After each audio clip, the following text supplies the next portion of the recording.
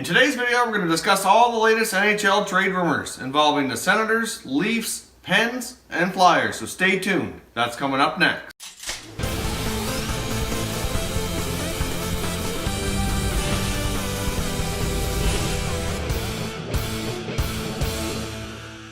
Hey everyone, welcome back to another video here at Top Shelf Hockey. If this is your first time to the channel, thanks for stopping by. On this channel, we review and analyze all 31 NHL teams with an unbiased opinion, so if you're a big hockey fan, hit that subscribe button now so you don't miss anything. Alright, jumping into the latest NHL rumors. Obviously, we have rumors from a variety of sources and teams to discuss today. We'll get into Erik Karlsson and the Ottawa Senators here in just a few moments, so stay tuned for my thoughts on that situation. We're going to start with the Philadelphia Flyers. There's been some speculation since the team hasn't been having a great season that they may look to move Wayne Simmonds. Personally, I don't think this is going to happen. I think Wayne Simmonds loves being in Philadelphia, and it looks like they really enjoy having him as well. He's been a great player for them, and I'd be quite surprised if they decide to move this guy. He's a vitally important player. He's very underrated, and I think if he was playing in a larger area, you know, if he was on a team like the Oilers or the Leafs or the Penguins or anybody else who gets a little bit more media attention, besides their local media, I think Wayne Simmonds is really a top player in this league. So there's been some speculation that he might be moved. Personally, I don't see this happening. He's got another year left in his contract. So, I mean, obviously, if they were going to trade him, I think it would be a good time to do it. They'd get a lot more now than they would next year because he's got a little bit of term on his contract. But at the same time, as we get into next summer, they can negotiate an extension and keep him there long term. And I think that's more likely what Ron Hextall and the Flyers intend to do. So personally, if you see any rumors regarding Wayne Simmonds, I, at this point in time, wouldn't put much stock into him. I don't think that's going to happen. Alright, next up, let's take a look at the Pittsburgh Penguins. Now, as we've discussed on this channel before, in order for the Penguins to have any chance to three-peat and have another long playoff run, I think they're going to have to make some moves prior to the deadline to kind of shore up their depth in a few areas to make sure that they have the necessary tools to have any chance at winning the Stanley Cup again. Now, there's been some speculation this season they may go out and try to find a backup goaltender. Obviously, the backup goalie they signed in the summer, Antti Niemi, did not work out well at all. He was placed on waivers and sent packing. So obviously, right now, they're running with Matt Murray and youngster Tristan Jarry.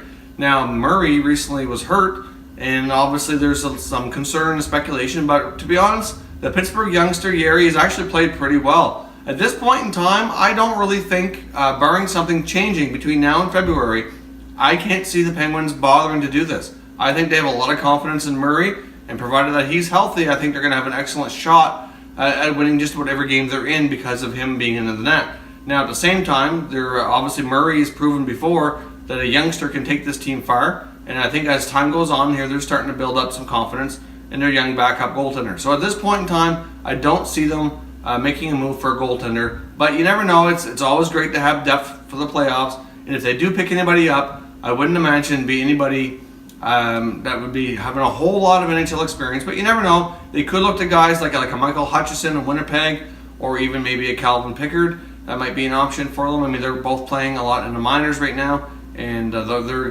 existing teams may look to unload them to get back what they can for assets before the deadline. But right now, I think those are options for them, but I don't think that's heavily considered. I think the one thing the Penguins need to do is they need another center iceman. Obviously, after Crosby and Malkin, right now they have Riley Sheehan. And really, like I said before on this channel, he's been okay, but he's really not the answer. You know, after losing Bonino and Cullen amongst others this year, I don't think that they have enough strength and depth down the middle to make a long run. Now, I mentioned on this channel before in another video not too long ago, probably about, I think it was about 10 days ago, maybe 11 days ago, we posted a video regarding the Penguins and Maple Leafs hooking up for maybe doing a Tyler Bozak trade. I still think this is a good possibility to happen. The Leafs and Penguins played last night. The Leafs ended up winning the game, and Bozak actually played very well and had himself a couple of goals. So, you know, in all honesty, I think Bozak would be a great fit in Pittsburgh. I know it's not the most common thing to see, players being traded within the same conference and against potential teams you may run into in the playoffs. But at the same time, if you're going to make a deal, you have to deal with a team that needs what you're selling. And at the same time, the Penguins need what the Leafs have to offer.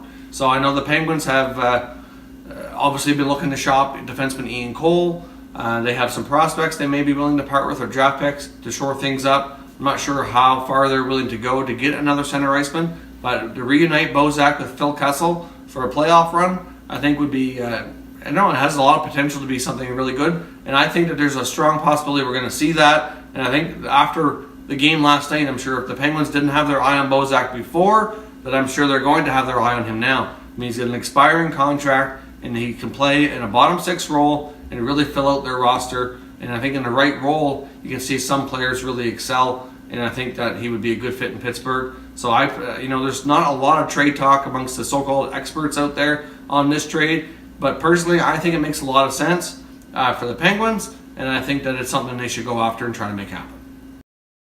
Finally, let's discuss the struggling Ottawa Senators. Obviously, the past 3 or 4 weeks have been absolutely brutal for this team, and when they come to losing, obviously speculation and rumors start getting crazier by the day.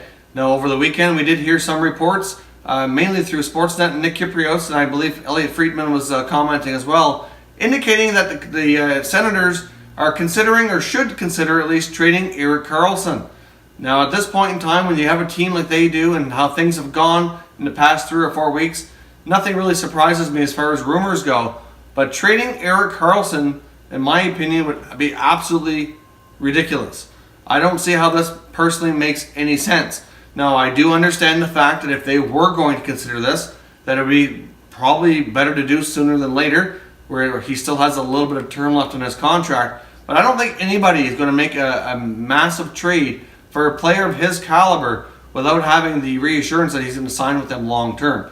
Now, I don't understand. Obviously, there's problems in Ottawa, and there's some things that they need to do to rectify this team and get them back on the right track. But trading your star player just absolutely doesn't make any sense in this particular case. Personally, if you look at the fact that their goaltending hasn't been strong this year, so that's an issue that, I'm not sure they can do a lot to address it right now. They've got both goalies signed longer term. Not really sure there's an easy move to be made there, but that's part of the problem. Secondly, their defense is just not the same. If you look at the way Guy Boucher's system works, that left side D plays a vitally important role in keeping the puck in the neutral zone and preventing a lot of entries into their own zone. And that's just not happening. I think the loss of Mark Mathot was way bigger than anybody ever expected. The fact that Mark Borieski's been out all season as well. I mean, he hasn't played a lot between a couple of injuries, and there's no exact timetable in his return. So, I mean, those guys, not only are they strong left side defensemen who can play well in his system, but they're very experienced and they're very physical, and that's just not happening over on that side of the ice right now. You get like Johnny Oduya, he needs to go for starters. They need to play Freddie Claesson more. I realize, like a lot of guys, he's been a little bit inconsistent this year, but really overall, if you look at their defense core, I mean, they're all playing poorly for the most part. But I mean, you need to rely on your top guys. I mean, Erik Karlsson right now just isn't Erik Karlsson. There's been a lot of speculation that he really isn't fully recovered from his off-season surgery, and that he's still getting accustomed to how his body and how his foot feels after everything he went through during that process of rehab and whatnot. So clearly they need to make some changes on defense. You can't be giving out 40, 50 shots a game, and you can't be giving out 4 and 5 goals a game at this point in the year and expect to have any chance to win. Now, obviously, they've been on a major slide ever since their Sweden trip, where they picked up Matt Duchene right beforehand. Really, for the most part, Duchene in the early stretches, even though he wasn't getting a lot of points, was playing very well. I don't think you can point the finger a lot at him. But overall, if you look at their top 6 forwards, their top guys just haven't been their top guys. And it really boils down to, from what I've seen, a lack of effort. I do think we're going to see a few trades out of Ottawa. I really don't expect anything too significant, though. I think they've already made their big play in obtaining Matt Duchene, and I just don't think that there's really any point in putting anything to the Karlsson rumors that have any kind of validity to them. Personally, I think that Guy Boucher, as well as Pierre Doron, they acknowledge that Erik Karlsson really is one of the best players in the world. Obviously, he's having a tough time right now. The recovery from the injury in the offseason seems to be taking longer than anybody expected. But I just don't see anything too crazy out of Ottawa. I think if there's going to be changes, I think we can see changes possibly on the blue line and maybe in the bottom 6 forwards. So I think it's safe to say players like Alex Burrows, maybe Zach Smith, for example, maybe a Nate Thompson, even what's his name, Dumont there that they picked up from Tampa. I mean, I'm not sure why they ever bothered picking him up for. That makes no sense to me. You know, like there's going to be guys that probably are going to get shipped out, but I think they're going to be minor moves. And if there is going to be any major shakeup in Ottawa, I expect that to happen in the offseason. I don't think we're going to see a coach being fired in this case, because really, in my opinion, I don't know if Pierre Dorion's really given Guy Boucher the right roster for the system he plays. So I think if anybody has more responsibility on his shoulders right now, I think it's the general manager more so than the coach.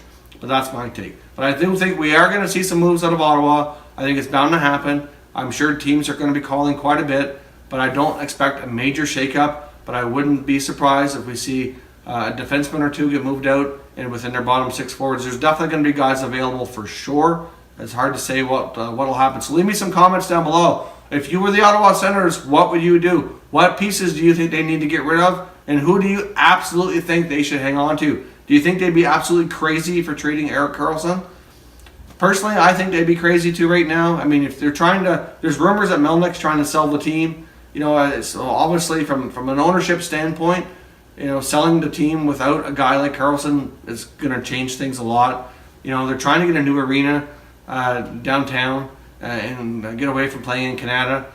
And, you know, that's hard to do, and it's hard to do all these things if you don't have a winning product and you don't have some kind of face and star power on the team. So let me know what you think. What should the Sens do? Do they have any chance of rebounding this season? And if they do, what do they need to do to have a chance to do that?